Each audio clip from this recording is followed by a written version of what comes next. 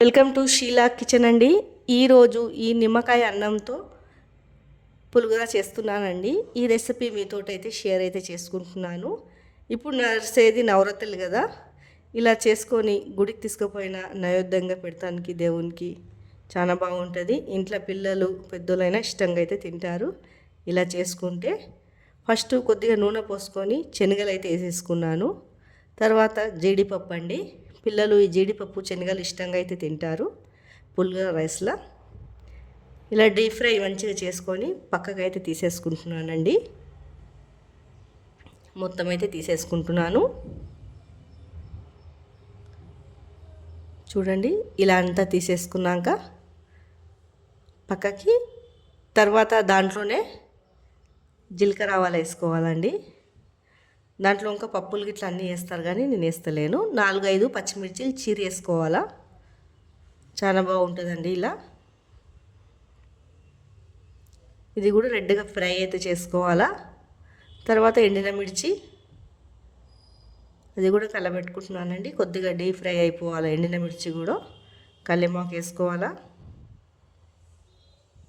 చూడండి, ఇలా ఫ్రై అయితే చేసేసుకోవాలా.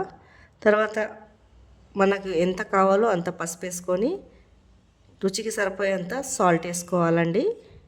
ఇది మొత్తం మంచిగా డీప్ ఫ్రై అయితే చేసేసుకోవాలా. అప్పుడు అన్నం వేసుకోవాలండి. ఇది మొత్తం కలబెట్టుకోవాలా.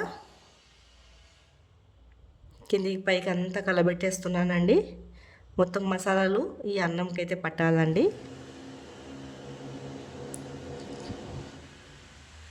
చూడండి, అంతా కలబెట్టుకున్నాక మంచిగా కలిసిపోవాలా. నేనైతే 2 నిమ్మకాయలు అయితే పిండి అయితే వేసేస్తున్నాను. మీరు పులుపు ఎంత తింటారో చూసి వేసుకోవాలండి నిమ్మకాయలు. నేను 2 అయితే తీసుకున్నాను. పెద్ద నిమ్మకాయ అయితే 1 తీసుకోండి అన్నంని బట్టి. నేనైతే 2 చిన్న చిన్నవి అయితే తీసేసుకున్నాను. తర్వాత ఒక 5 నిమిషాలు పెట్టి కలపాలండి. ఎందుకంటే మనం నిమ్మకాయ నీళ్ళు వేసాం కదా, దీంట్లో పిండుకున్నాం కదా. కలిపేసి ఒక 5 నిమిషాలు అయితే కుక్ చేయాలా. కలుపుతూనే ఉండాలండి, కింద మాడిపోతుంది. ఇలా కలుపుకున్నాక మన జీడిపప్పు అనేది దీంట్లో వేసుకోవాలి. శనగలు జీడిపప్పు అండి. అది కూడా ఒక 2 మినిట్స్ కలపాలండి. ఇలా మంచిగా కలుపుకొని మనకి కొత్తిమీర అనేది పైనుంచి వేసుకోవచ్చండి.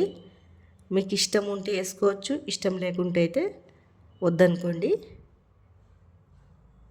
ఎందుకంటే కొత్తిమీర వేస్తే కూడా టేస్ట్ చాలా బాగా వస్తుంది. కొంతమంది తింటారు, కొంతమంది తినరు కదా. నేనైతే సన్నగా అయితే తరుపుకున్నానండి కొత్తిమీర. పైనుంచి అయితే కొత్తిమీర వేసేసుకుంటున్నాను. కొత్తిమీర వేసినాక కూడా ఒక 5 నిమిషాలు ఇలా పెట్టి కలిపేయాలండి. అప్పుడు అనేది పుల్లతనం అనేది నిమ్మకాయది వెళ్ళిపోతుంది కొద్దిగా.